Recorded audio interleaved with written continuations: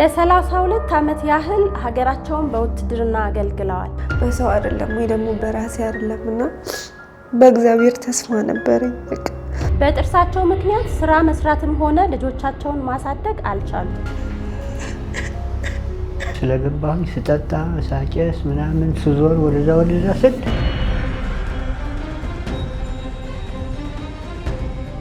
አጨሳለሁኝ፣ እጠጣለሁኝ። በቀን 20 ፍሬ ሲጋራ ያጨሱ ነበር። እሱም ከበቃኝ ነው። አንዳንድ ጊዜ ሊጨምር ይችላል። ከባድ ነው እና ሁሌ አስብ ነበረ በሰው አይደለም ወይ ደግሞ ለ21 ዓመት ያህል በሱስ ዓለም ውስጥ ቆይተዋል። ያው ከዛኛው ጋር ተስታረበው ነው ከመጠጥና ጋር ሲጋራው ከ22 ዓመት በላይ ነው ያለው።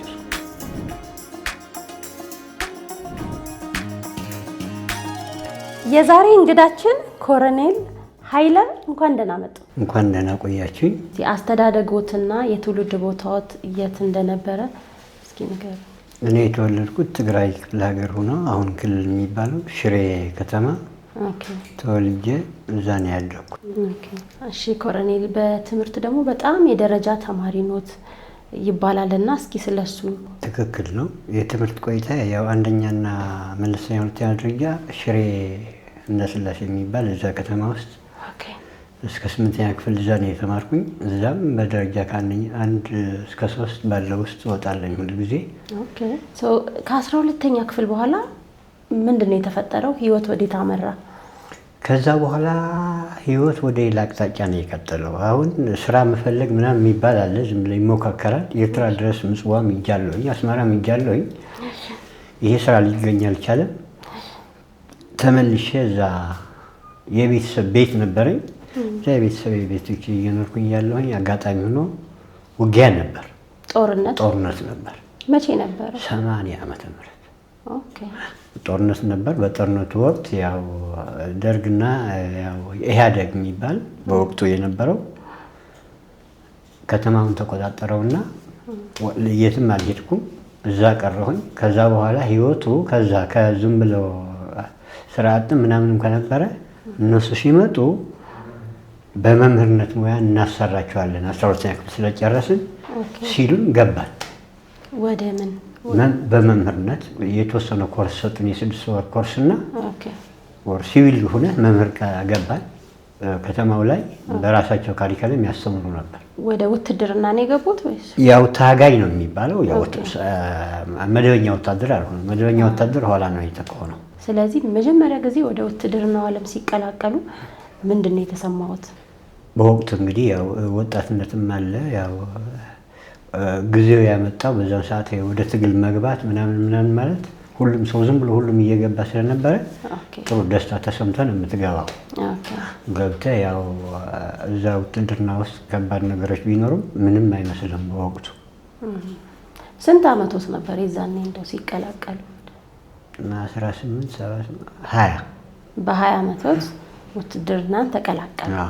ግን በዛ እድሜ 20 ዓመት ትንሽ ነው አይደል? ወጣት እድሜ ነው። ሀገር ማገልገል ያለው ነገር አይከብድም ነበር? እንዴት ነበር? ይሄን አታስበው። ያው እያገለገልኩኝ ኋላ ነው የምታውቀው እንጂ እንደዚህ ነው ለሀገር እንደዚህ እያደረኩኝ ነው በሚል ስሌት ብዙ እንትን አታደርገው። ወቅቱ እንትን በሚለው ነው፣ ኋላ ነው ይሄ ለሀገር መስራት ጥቅሙ ምናምን በደንብ አድርገህ የምትረዳው ኋላ ነው እንጂ ማቾርድ እየበሰልክ ስትሄድ ነው። ማዕረጎት ምንድን ነበር የዛን ጊዜ የእርሶ ማዕረግ? እዛ ማዕረግ አልነበር። ማዕረግ የመጣው 87 እዚህ የኢህአዴግ ሰራዊት የነበረ ወደ መደበኛ ሰራዊት ሲቀላቀል መደበኛ ስንሆን ነው ማዕረግ የተሰጠ። ከዚህ ከኮስታራ ወታደርነት እንዲሁም ደግሞ ከጎበዝ መምህርነት የእርሶን ህይወት ወደ ሱስ እንዲገቡ ያደረጉት አጋጣሚ ምንድን ነው?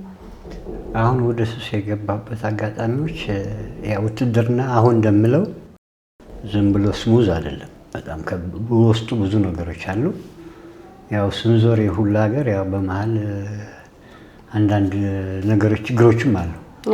አሁን እነዚህ ችግሮች ምናምን ሲያጋጥሙ ያው እድሜ ማለት የወጣትነት ይሄ ለምንድን ነው የሚያደርገው ሰው እያልክ ትጀምረዋለህ። ሁሉም ነገር በቃ ያገኘኸውን ትጀምረዋለህ።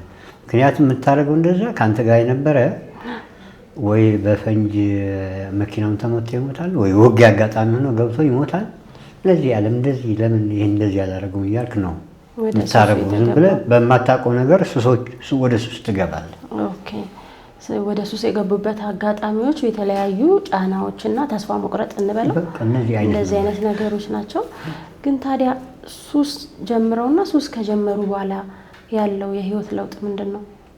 ጀምሬ እኔ ነገርኩሽ ቅድም የመሰረቴን ጎበዝ ተማሪ ነበርኩኝ። በ78 12 ጨረስኩኝ ማለት እንግዲህ አሁን ወይ ፒኤችዲ ወይ የሆነ ነገር መኖር ነበረበት። ግን ይህን ትምህርት 12ኛ ክፍል ብቻ ጨርሼ መማር የሚገባኝን ነገር እነዚህ ሱሶች ውስጥ ስለገባሁኝ ስጠጣ፣ ሳጨስ ምናምን ስዞር ወደዛ ስል ወደ ትምህርት ጭንቅላቴን አልተመለስኩም። ይሄ በጣም የጎዳኝ ነገር ነው አንደኛው። ሌላው ያው ከጤና ጋር በተያያዘ የመጡ ነገሮች ናቸው። ማለት ሱስ ማለት የምን ሱስ ነበረ የነበረበት? አጨሳለሁኝ፣ እጠጣለሁኝ። ይሄ ጫት የሚባል ወደዚህ ደቡብና ስትሄድ ደግሞ ያው እሱ ታረገዋለህ። እዛ ጋር ስትሄድ ክልክል ቢሆንም ሲጋራና መጠጥ እንኳን በልክ ነው እንጂ አይከለከልም። ግን ያው ከገባህበት እንትን ነው የሚሆነው። ሁሉም ይቀጥላል። ከባድ ነው። በቀን ምን ያህል ሲጋራ ያጨሱ ነበር? አንድ ፓኬት 20። እሱም ከበቃኝ ነው። አንዳንድ ጊዜ ሊጨምር ይችላል። ከባድ ነው። ለምን ያህል ጊዜ ነው የሱስ ዓለም ውስጥ የቆዩት? በዛ በሱስ ውስጥ ጫቱ አለ፣ ሲጋራው አለ፣ መጠጡ አለ። ምን ያህል ጊዜ ይሄን ነገር አደረጉ? ጫቱ እንኳን ብዙ አይደለም፣ አንድ 10 ዓመት ቢሆነው ነው። 10 ብዙ አይደለም እንዴ? ያው ከዛኛው ጋር እንትን ስታደርገው ነው። ከመጠጡና ጋር ሲጋራው ከ22 ዓመት በላይ ነው ያጨስኩት። 22 ዓመት በላይ። ከባድ ነው። መጠጡስ? ያው መጠጡም እኩል ኦልሞስት እኩል። አሁን እርግጠኛ ነኝ ኮሎኔል በቃ ከሱስ ሙሉ ለሙሉ ነፃ ወጥተዋል። ተመልካቾቻችን በዚህ አጋጣሚ ያው የሰው ልጅ የቱንም ያህል እድሜ ሱሰኛ ቢሆን ሌላ አንድ ደንበኛዬ ደግሞ ለ40 ዓመት ያህል ሲጋራ ሲያጨሱ ቆይተው ከ40 ዓመት በኋላ ከሱስ ነፃ ወጥተው ጥርሳቸውን ያካብኳቸው ከስተመር ያሉና ሱስ ውስጥ ምን ያህልም እድሜ የሰው ልጅ ቢቆይ ለመተው ግን አንድ ቀን ይበቃዋል አይደለ? አዎ። ስለዚህ ያው እንግዲህ ከሱስ ለመውጣት የረዳሁትን አጋጣሚ እስቲ። በጣም የራሱ የጭንቅላት ቁርጠኝነት ነው። ቅድም እንዳልሽው ከሰውየው ጋር እንደተናገርሽው ስትቆርጥ ነው በቃ መጀመሪያ አካባቢ ለመሰው ተብሎ አንድ እያልኩኝ 2 እያልኩኝ ምናምን ትለውና አይሆንም፣ እሱ አታቆሙ። ግን በቃ ጭንቅላት አሳምነ በቃ ተዋዋለህ ምናምን ስትል ይቀራል። ውሳኔ ነው የሚያስፈልግ። ውሳኔው ስትወስን ይቀራል። በቃ ወሰንኩኝ ቀረ። እንግዲህ 15 ዓመት ይሆናል እንግዲህ። እስቲ ኮሎኔል በወጣትነት ጊዜዎት እንደው የሚቆጩት ነገር ምንድን ነው? ካሳለፉት የህይወት ጊዜ የሚቆጩት ነገር እንዲህ ባደርግ ነው ምናምን ብለው የሚጸጸቱበት ነገር አለ? 2 ነገር ናቸው። ቅድም ጠቅሻቸዋለሁ። አንዱ ሱሱ ነው። ኦኬ። በሱስ ምክንያት ያው ጥርሴንም ጤናዬም ሌላም ከሱ ጋር የመጣ ተጽዕኖ ይመስለኛል። አሁንም ስኳሩ። 2ኛ ትምህርት በወቅቱ ያለ መማሪ ነው እና እሱ ነው አንዱ የሚቆጨኝ። በጊዜ መማርና እውቀት ይዤ ወደ እነዚህ ሱሶቹ ምናምኖችም አልገባም ነበር ብዬ አስባለሁ። ደግሞ እንዳልኩሽ አሁን ስራ ተጨማሪ ስራ እንዳልሰራ ደግሞ ይሄ የራሱ ተጽዕኖ አለው።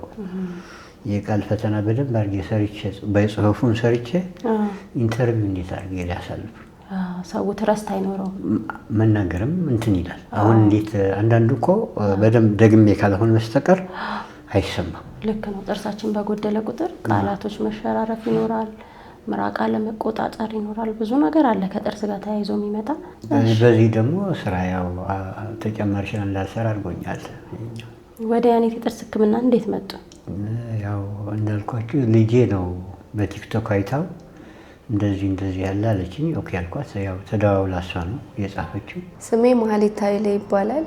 የአቶ ኮሎኔል ኃይለ ኪዳነ ማርያም የመጀመሪያ ሴት ልጅ ነኝ። የጥርሱ ሁኔታ በጣም ከባድ ደረጃ ውስጥ ደርሷልና ምግብ መመገብ ራሱ ያስቸግረዋል። ምግብ ተፈትፍቶ ልክ እንደ ህፃን ልጅ ነው የሚጠቀመው ምግቦቹን ሲመገብ። ቲክቶክ ላይ በብዛት ሳይ ያኔትን እከታተላለሁ። ሰዎች ጥርሳቸው ሲሰራላቸው፣ ሲስተካከልላቸው፣ ፈገግታቸው ሲመለስ ለእኔ አባት ከምንም በላይ ፈገግታው መመለሱ ሳይሆን ምግብ ለመመገብ ለማውራትም ሁላ እኔ እንኳን ለምጄዋለሁ አብሬ ሁሌ ያለሁኝና ልክ ሲያወራኝ ምን አልከኝ ብዬ ድጋሚ ያስደግሚው ወይ ደግሞ ያለኝ ነገር ሌላ ያለኝ ነገር ይመስለኝና ምን አልከኝ እንደዚህ ነው ስለው አይ አይደለም ብሎ ሲደግምልኝ ነው። ጥርሱ ባዶ ስለሆነ ለመናገር የሚያቅተዋል። እና በዚሁ ታሪክ ላይ በጥርሱ ታሪክ ላይ መቼም ማረሳውና ያዘንኩበት ጊዜ ሰርግም ከዛ በኋላ ለሰርግ ያለኝ ፍላጎት እንዲቀንስ ያደረገኝ ሰርግ ቦታ ሄደን አባቴ እንዳልኩሽ የስኳር ታማሚ ነውና ሰርግ ቦታ ላይ ሙሽሮች ያረፍዳሉ። የኛ ሀገር የታወቀ ነውና ሙሽሮች አርፍደው ምግብ ቡፌ አልተጀመረምና ሰዓቱ ያልፋል። ስኳር ሲሆን ደግሞ በየጊዜው የተወሰነ ምግብ መመገብ አለባቸው። እናም በዛ ሰዓቱ አለፈና የረሃብ ስሜት ተሰምቶት ሼክ አድርጎ ሰውነቱ ወድቋል። እና ከዛ በኋላ ነው ኢንሱሊንም መርፌ ራሱን ይወጋል። ጠዋትና ማታ ራሱ ነው መርፌ የሚጠቀመው የሚወጋውና እሱን አጋጣሚ በጣም ነው ማዝነውና በጣም የተጎዳሁበት ጊዜ ነው። እና ሁሌ አስብ ነበረ ቢሳካልኝ አንድ ቀን አሁን እንደዚህ ይሆናል እድልም አገኛለሁኝ ብዬ አስቤ አላውቅም። እና አስባለሁኝ ባሰራለት በቃ የሆነ ነገር ተሳክቶልኝ አሰራለታለሁ በሰው አይደለም ወይ ደግሞ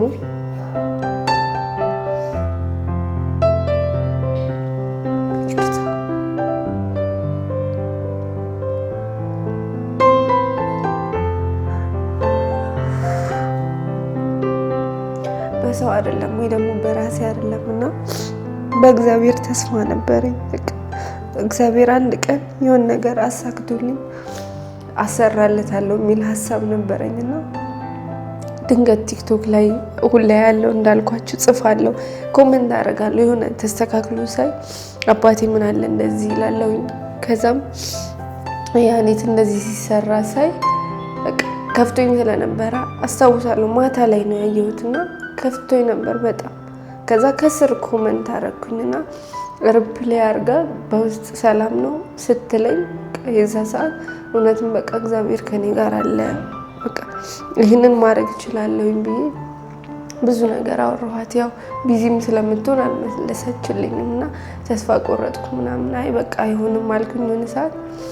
ከዛ ማስታወቂያው እንደወጣ ማስታወቂያው በተለቀቀ በ2 ሰዓት ውስጥ ነው ያየሁትኝ እና ሳየው በጣም ነው ያለቀስኩት ከምልሽ በላይ። እና በቃ እውነትም ላገኛት ይገባል። ባትሰራልኝም በቃ ያወጣችውን ማስታወቂያ ሳይ ለኔ አባት ባይሰራም በቃ ሌላ ሰው ያየዋል። ሁሉም ሰው በየራሱ በየቤቱ የራሱ የሆነ ችግር አለው፣ ሌላ ሰው ያየዋል፣ ሌላ ሰው ይረዳል አልኩኝ እና በጣም ተሰማኝ። ከዛም ደውዬ ተመዘገብኩኝ። ይሄ እድልም ተሰጠ እና ይሄ እድል ስለተሰጠን በጣም ደስተኛ ነኝ እና እግዚአብሔር ይመስገን ለሁሉም ነገር። አወራሁት እንደዚህ አልኩኝ። ከዛ አይ በዚህ ሰዓት የሚሰራል ብለሽ ነው በቃ ለራሳቸው ጥቅም ይሆናል፣ ለራሳቸው ማስታወቂያ ነው ማን ይሰራል? ከዛ እኔም ከሱ ባለፈም እኔም አይሆንም አልኩኝ። ማስታወቂያውን ሳይ ደስ ብሎኛል፣ ግን አይሆንም ያልኩበት ምክንያት አንደኛ ከስኳሩ ጋር ሲቀጥል ደግሞ ሙሉ ጥርሱ ስለሆነ የሚሰራው ምናልባት ድርጅቱ የሚከስርበት ሁኔታ ስለሚሆን ላይቀበሉ ይችላሉ እና በዛ ሀሳብ ሆነን የመጣነው። ስነግረው አልተስማማም ነበረ። ዩቲዩብ ላይ አሳየሁትኝ እሷን ያው አለችኝና ይሁት ተማሳይ ልክ የኔ አይነት ኬዝ ያላቸው ሴት ነው ያየሁኝ። ወደ 3 የሚሆኑ ሰዎች አይቻለኝ። ከዛ እንደዛ ከሆነ እኔም ተስፋ አለኝ እንደ ሰዎቹ ብለው መጡ። ተሰርቶ ጥሩ ነገር ትሆናለች ብዬ ወደዚህ መጣ። ጥርሶት ያው ውበቴን ቀንሶታል ብለው ያምናሉ። በህይወቶት ላይ የጥርሱ አለመኖር በሱስ መበላሸቱ በእርሱ ህይወት ላይ የፈጠረውን ተጽዕኖ እስቲ ያብራሩልኝ። ከባድ ተጽዕኖ ነው እንጂ ከመብላት ይጀምራል። ከራስህ ለመመገብ አንዱ፣ ሁለተኛ ቅድም እንዳልኩሽ ከሰዎች ጋር ለመግባባት ትቸገራለህ። ጥርስ ማለት ውበት ነው። አስቅም ማስቅ ከሆነ ያው ለምን ተኮሳተርክ እያላችኝ ያለችኝ ወዲህ አይደለም። አንዳንድ ጊዜ ትስቅ ትፈልግና እንትን ሲሆን ከባድ ነው፣ ያሳቅቃል። መቼ ነው ግን ስለ ጥርሶት ማሰብ መጨነቅ የጀመሩት? ሱስ ከተው በኋላ ነው ወይስ እንዴት ነው? መቼ ነው? ከተውኩት በኋላ ነው። ከሱስ በኋላ ኦኬ። ሳየው ውስጡ በጣም እንትን አለው ችግሮች አሉ። ግን ወርሻለኝ ስወርሻውም እንትን አይልም። ይሄ ስኳርም ሲጨመርበት በራሱ ጊዜ ዝም ብዬ ምግብ እየበላኝ እየወለቀ ይሄዳል። ያው እንግዲህ ጥርሶት እዚህ ደረጃ የደረሰው መቼም በሱስ ነው ብሎ ነው እርስዎም የሚያምኑት አይደለም? ስኳሩ ዝም ለተጨማሪ ቢሆንም መነሻው እሱ ነው። ስኳሩንም ያመጣው ሱስ ነው እያሉኝ ያሉት ገምታለኝ። ያው መጠጥ ስጠጣ ቆይተህ ስትተው ምናምን ሰውነት እንትን ይላል። በዛ ነው እየመረኝ አይደለም። ጫቱም ሲቅሙ ብዙ ነገር ይጠቀማሉ። ኮካ፣ ጣፋጭ ነገሮች፣ እነዚህ የተለያዩ ነገሮች አንዱ መንስኤ ነው። ስለዚህ እንግዲህ አሁን ያው ወጣትም የተለያዩ ኢትዮጵያውያን ወንድሞቻችን እንዲሁም አባቶቻችን በእርሶ እድሜ ክልልም ከእርሶ በታች ያሉት ስፔሻሊ በጣም ወጣት ልጆች እንደዚህ በሱስ ዓለም ውስጥ ያሉ ሰዎች አሉና ለነሱ እስቲ ከእርሶ ህይወት ተሞክሮ ከሱስ ምን አይነት ጉዳት እንደደረሰቦት የሚታይ ነውና ለነሱ እስቲ ምን ይላሉ? ምን አይነት መልእክት ያስተላልፋሉ? እኔ ዋና መልእክት ማስተላልፈው በተለይ ለወጣቶቹ በወጣት እድሜያቸው ወደ ስራና ወደ ትምህርት ነው ማተኮር ያለባቸው። ምክንያቱም ሱስ ማለት አድሮ ውሎ ተመልሶ ሰውነትን የሚጎዳ ነው። የሚጎዳህ ብቻ ሳይሆን ህይወትም ሊያጠፋ ይችላል። ተጨባጭ አጋጣሚ ሆኖ ተርፌ ሊሆን ይችላል። በጥርስ ወይም ደግሞ በስኳር ቢመጣ ይሄ ሱስ በጣም በቆጠሉ ሰዎችም በህይወት የሌሉ ሰዎችን ያውቃለሁ። ስለዚህ ወጣቱ ከዚህ ከሱስ ወጥቶ ወደ ስራውና ወደ ትምህርቱ እንዲያተኩር መልእክቴን አስተላልፋለሁ። እናመሰግናለን ኮሎኔል። እንግዲህ የአኔት ስፔሻሊቲ ተገኝተዋል። የጥርሶትንም ችግር ተያያዥ የጤና ችግሮችንም አይተን ለእርሶ የተሻለ ጥርስ በማስገባት ቀጣዩን ህይወት እንዲኖሩ ለማድረግ እንሞክራለን። በዚህ አጋጣሚ እናመሰግናችሁ እፈልጋለሁ። እሺ ተመልካቾቻችን እንግዲህ የኮሎኔል ኃይለ ጥርስ እንግዲህ በተለያዩ ሱሶች ምክንያት እንዲሁም ደግሞ በሲጋራ፣ በጫት፣ በመጠጥ በብዙ ነገሮች በወጣትነት እስከ ጎልማሳነት ለረጅም እድሜ ላለፉት 20 ምናምን አመታት ያህል በሱስ አፌክትድ ሆኖ የተበላሸ ጥርስ ነው ያላቸው። እንግዲህ በቀጣይ ይህንን ጥርሳቸውን ለሳቸው የሚገባውን ሕክምና በማድረግ ውጤቱን የምናሳያችሁ ይሆናል።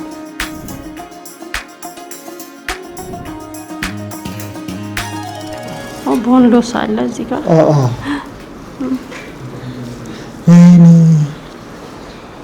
እንደዚህ እሱ አንዴት በጎ መብራት ይችላል። አይ ላይት ከረን ታች አጥንት የለም፣ ምንም አጥንት የለውም።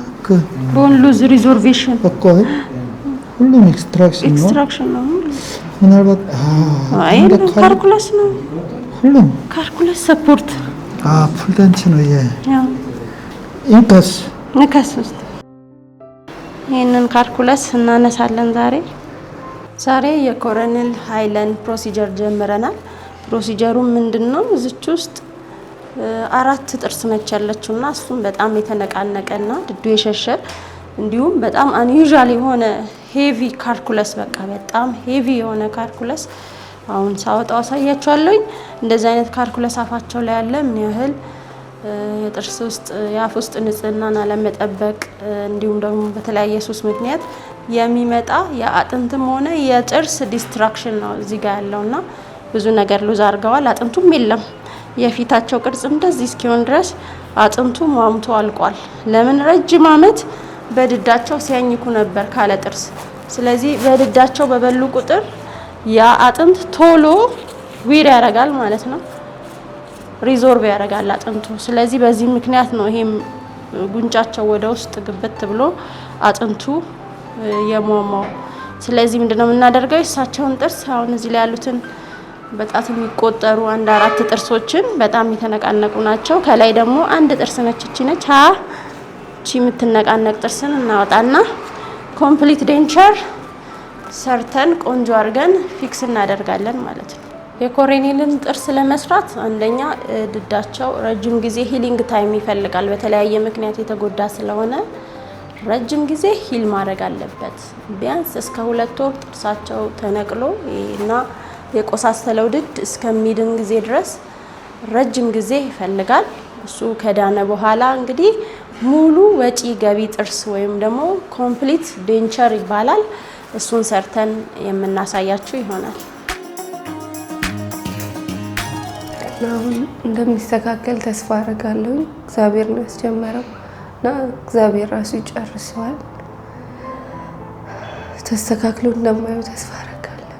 በጣም ትልቅ እምነት አለኝ። አብሶ ያኔቶች ላይ ደግሞ በጣም ትልቅ ተስፋ አለኝ። ያማል እንደ ኮሎኔል ይሄ የምታዩት ጥርስ አይደለም፣ እሺ ካልኩለስ ነው። ጥርሳችን ውስጥ የሚከማች ሻህላ ማለት ነው።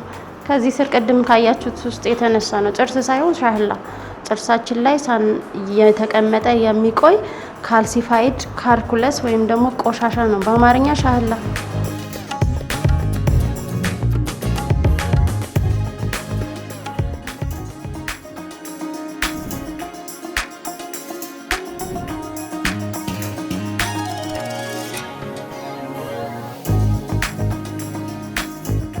ካስታወሳችን ከዛሬ 2 ወር አካባቢ የአባቴን የጥርስ ሕክምና ፕሮሰስ ጀምረን ነበረ እና ዛሬ የመጨረሻ ቀን ነው። በጣም ለማየት ጓጉቻለሁ።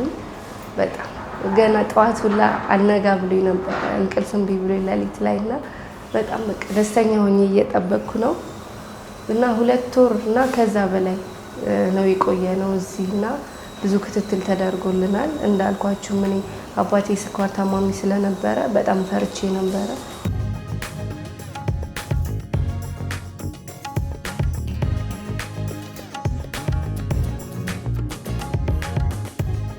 ሰላም እንዴት ናችሁ? ከዚህ በፊት እንግዲህ የኮሎኔልን ጥርስ ጀምረን ነበረ። ረጅም ጊዜ ፈጅቶብናል።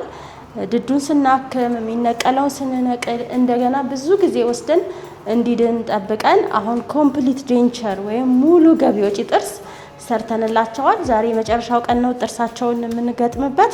ተከታተሉ። እንዴት ኖት? ሰላም ነው። አልቸኮሉም ጥርሶትን ለማየት? ቸኩያለሁ። እንግዲህ ዛሬ ሊስቁ ነው፣ ሊበሉ ነው። በቃ ጉንጮትን ወጣ ወጣ ሊልሎት ነው ማለት ነው። እስቲ አበሉ። ያው ዴንቸሩን የሚይዘው ሶፍት ቲሹ ነው። እሺ ብለው መልመድ ይኖርቦታል። ይከሱት።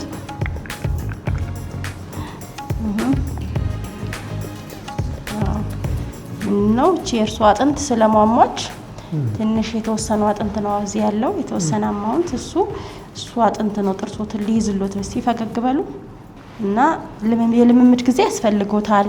በዚህ ጥርስ እየበሉ እያወሩ ከሰው ጋር ሲወጣ በምላሶት ገፋ እያደረጉ እያሉ ያስገቡ። ለምን ከስሙም እንደምንረዳው ጥርሱ ምንድነው ገቢ ወጪ ሪሙቨብል አይደለ? ስለዚህ ሪሙቭ ሊያደርግ ይችላል። ምልስ ያደርጉታል በምላሶት። እሺ በምላሶት በጡንቻው እንደዚህ እያሉ እንዲመለስ ያደርጋሉ። እስቲ ፈገግ ሳቁ እንጂ ትንሽ ማኮላተፍ ማንተባተብ ነገር የሚለመድ ነው። ጥርሶትን ላሳየት ኮሎኔል፣ ጥርሶትን ላሳየት ነው። እሺ ቸኩያለሁ። ላሳይ አላሳይ? አሳይ። እዩት። መስታወቱን ያዙና እስቲ በጣም ያምራል። እንዴት ነው?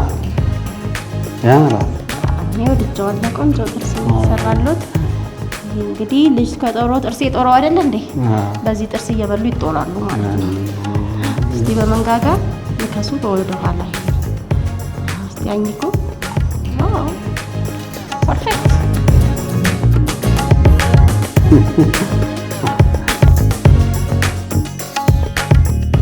ከትከት በያኔት። አሁን ደግሞ ኮሎኔል ባለፈው በጣም የሚወዷት ቆንጅዬ ልጅ እንዳላቸው ነግረውናል። እሷ ደግሞ ይዛቸው ስትመላለስ ነበር የከረመችው። የአባቷን ጥርስ ለማየት በጣም ጓጉታለች። እስቲ የእሷን ደግሞ የሚኖራትን ስሜቷን ኤክስፕሬሽኗን እስቲ አብረን እናያለን። አያባትሽን ጨርሰናል። ለስኪ እግዚአብሔር ስራው እግዚአብሔር ወይ አባቴ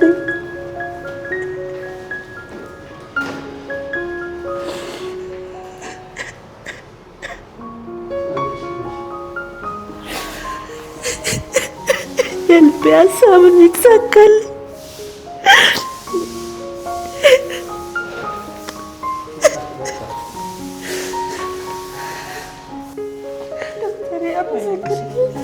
ሀሳቤን ያሳካሽልኝ።